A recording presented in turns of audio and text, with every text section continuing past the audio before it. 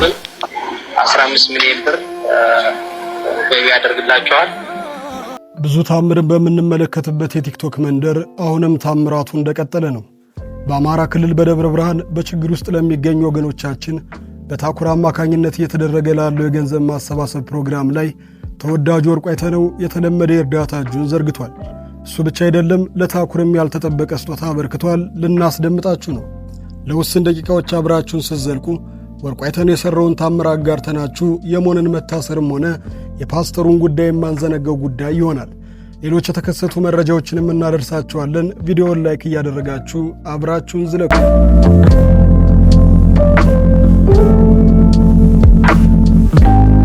ኮሮና ካመጣቸው መልካምና መጥፎ ነገሮች መካከል ቀዳሚውን ስፍራ የሚይዘው ቲክቶክ ነው ብንል ያልተጋነነ እውነት ነው።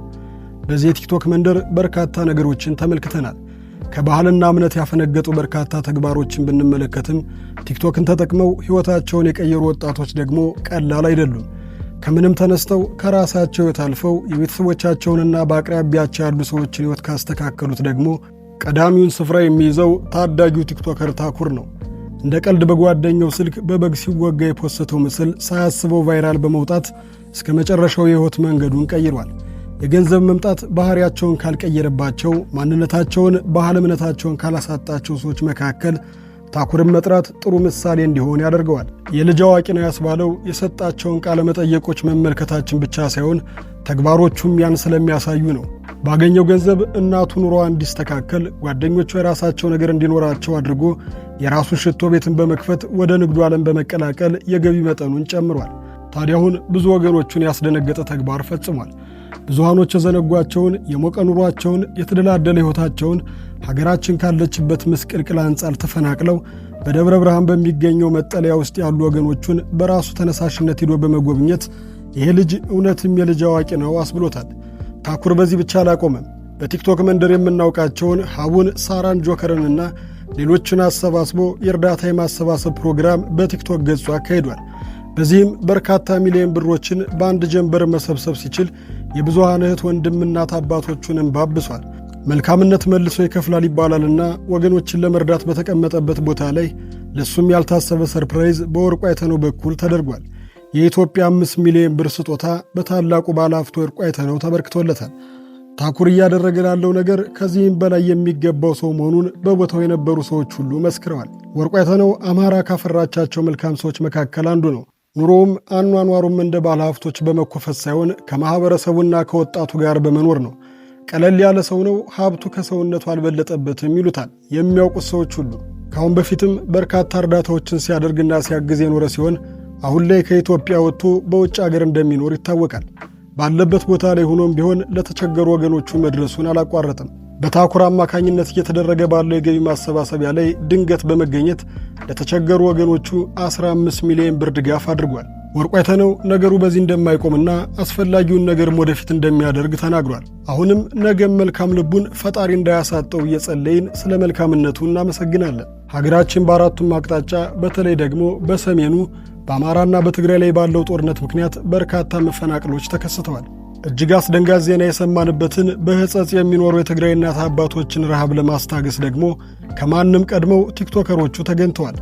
ጉዳዩን በምስል እንደታየ ቀድሞ በቦታው የተገኘው ጆን ዳንኤልና ጓደኞቹ ሲሆኑ የተቻለውን እርዳታ እያደረገ ይገኛል። የዚህ ዓመት የቲክቶክ አዋርድ አሸናፊ የሆነው አዶናይ ደግሞ በዙሪያው ያሉ ጓደኞቹ ጋር በመሆን የድጋፍ ማሰባሰቢያ እያደረገ ሲሆን ከ13 ሚሊዮን ብር በላይ አሰባስበዋል። የተለያዩ አስፈላጊ ቁሳቁሶችን፣ ምግብ፣ አልባሳት፣ መድኃኒትና ሌሎችም አስፈላጊ ቁሳቁሶችን እያሰባሰቡ ይገኛሉ። እነዚህ በቲክቶክ መንደር ያወቅናቸው ወጣቶች ከነንከናቸውም ቢሆን ለተራቡ ወገኖቻቸው መቆማቸው የሚያስመሰግን የሚደነቅ ጉዳይ ሲሆን ነገም ታሪክ ሲዘክራቸው ይኖራል። በዚሁ የቲክቶክ ዓለም ጋጠ ወጥ የሆኑ ተግባሮችን ከሚፈጽሙ ሰዎች መካከል ከፊት የሚቀመጠው በቲክቶክ ስሙ ሞን በቀበሌ መጠሪያው ደግሞ ናትናኤል ባደገ የተባለ ግለሰብ የፌዴራል ፖሊስ እንደዚህ ከሚል መግለጫ ጋር በቁጥጥር ስር አውሎታል። ተጠርጣሪው በተለምዷዊ ንግግር ሊገለጹ የማይችሉ አስጸያፊ ቃላትን በመጠቀም በትውልዱ ላይ አሉታዊ ተጽዕኖ ሲያሳድር ነበር። የአዲስ አበባ ፖሊስ ጠቅላይ መምሪያ ከህብረተሰቡ ባህል፣ ሞራልና እሴት ተቃራኒ የሆኑ መልእክቶችን በማህበራዊ ሚዲያ ሲያሰራጭ የነበረ ግለሰብን በቁጥጥር ስር መዋሉን አስታውቋል። ከህብረተሰቡ ባህል ሞራልና እሴት ተቃራኒ የሆኑ መልእክቶችን በማህበራዊ ሚዲያ ሲያሰራጩ ከነበሩ ግለሰቦች አንዱ የሆነው ነዋሪነቱ በንፋስ ስልክ ላፍቶ ክፍለ ከተማ ወረዳ 6 የሚገኘው ናትናኤል ባደገ ገብሬ የተባለን ተጠርጣሪ በቁጥጥር ስር መዋሉን ገልጿል። ግለሰቡ የማህበራዊ ሚዲያን ማለትም ዩቲዩብና ቲክቶክን በመጠቀም በንግግር ልቅ ጾታዊ ግንኙነትን የሚያበረታታና የሚያስፋፋ አጸያፊ መልእክቶችን ሲያሰራጭ በመቆየቱ በቁጥጥር ስር እንደዋለ አስረድቷል። ተጠርጣሪው በተለምዷዊ ንግግር ሊገለጹ የማይችሉ አጸያፊ ቃላትን በመጠቀም በትውልዱ ላይ አሉታዊ ተጽዕኖ ሲያሳድር እንደነበረና መሰል ይዘቶችን በተደጋጋሚ ጊዜ በመስራት በማህበራዊ ሚዲያ ዩቲዩብና ቲክቶክ በመጠቀም ሲያሰራጭ እንደነበረ ፖሊስ አብራርቷል። ፖሊስ በቁጥጥር ስር በዋለው ናትናኤል ባደገ ወይም የማህበራዊ ሚዲያ አንቂ አሊያም ይዘት ፈጣሪ ነኝ በሚለው ግለሰብ ላይ ምርመራ ጀምሯል። በአንዳንድ ኃላፊነት በማይሰማቸው ግለሰቦች በተለያዩ ማህበራዊ ሚዲያዎች ላይ በማህበረሰቡ በተለይም ታዳጊ በሆኑ ሕፃናት ስነ ልቦና ሞራል ላይ ከፍተኛ ጉዳት እያደረሰ መሆኑን ገልጿል። በቀጣይም ተመሳሳይ ድርጊት ውስጥ የሚገቡ ግለሰቦች ላይ ተገቢውን ሕጋዊ እርምጃ እንደሚወስድ የአዲስ አበባ ፖሊስ ጠቅላይ መምሪያ አሳስቧል። ሞን በቲክቶክ ከመጣበት ቀን ጀምሮ በርካታ አስነዋሪ ተግባሮችን ፈጽሟል። ራሱን በአንደበቱ ብልግና የሚሰራው ማህበረሰቡ የሚፈልገው ይህን ስለሆነና ዕውቀትን ጥሩ ነገርን ስለማይፈልግ ባለጌ ሆኖ እንደተከሰተ በዚሁም እንደሚቀጥል ሲናገር በተለይ ሴት እህቶቻችን ክብረ ነክ የሆኑ ንግግሮችንና ጸያፍ ቃላቶችን ሲሰነዝር ኑሯል። በመጨረሻም የእጁን ወደ ማግኘት ተጠግቷል። እንደዚህ አይነቱን አስነዋሪ ተግባር የሚፈጽሙ ሰዎችን አሁንም እርምጃው እንዲቀጥል ማህበረሰቡ እያሳሰበ ይገኛል። እዚሁ ቲክቶክ መንደር ሳንወጣ ከአዶናይ ጋር በከፍተኛ ፍክክር ውስጥ የነበረችው ዩቲናስ በዩጋንዳ ካምፓላ በተካሄደው የአፍሪካ አዋርድ በሁለት ዘርፎች ድንቅ ድል ያስመዘገበችው ታዋቂዋ ይዘት ፈጣሪው ቲናስ ወደ ሀገሯ ተመልሳለች። አዲስ አበባ ስትገባም በበርካታ መኪኖች የታጀበ ደማቅ የክብር አቀባበል ተደርጎላታል። የሀገሯን ሰንደቅ ዓላማ እያውለበለበች በኩራት የታየችው ዩቲ ካልጠበቀችው ደማቅ አቀባበል የተነሳ ስሜቷን መቆጣጠር አቅቷት በደስታ ስቅስቅ ብላ ስታለቅስ ታይታለች። በቪዲዮ ባስተላለፈችው መልእክቷም እንዲህ ያለ ነገር ይቻላል ብዬ አስቤ አላውቅም ነበር ስትል የተሰማትን ጥልቅ ምስጋና ገልጻለች። ይህ አጋጣሚ ለዲጂታል ይዘት ፈጣሪዎች የሚሰጠው ዕውቅና እየተለወጠ መምጣቱን ያሳየ ትልቅ ክስተት ሆኖ አልፏል። ጽናትና ጥረት ውጤቱ ስኬት መሆኑን ያስመሰከረችው ቲናስ በአህጉር አቀፍ ደረጃ ሀገሯን በማስጠራቷ ኩራት ይሰማናል።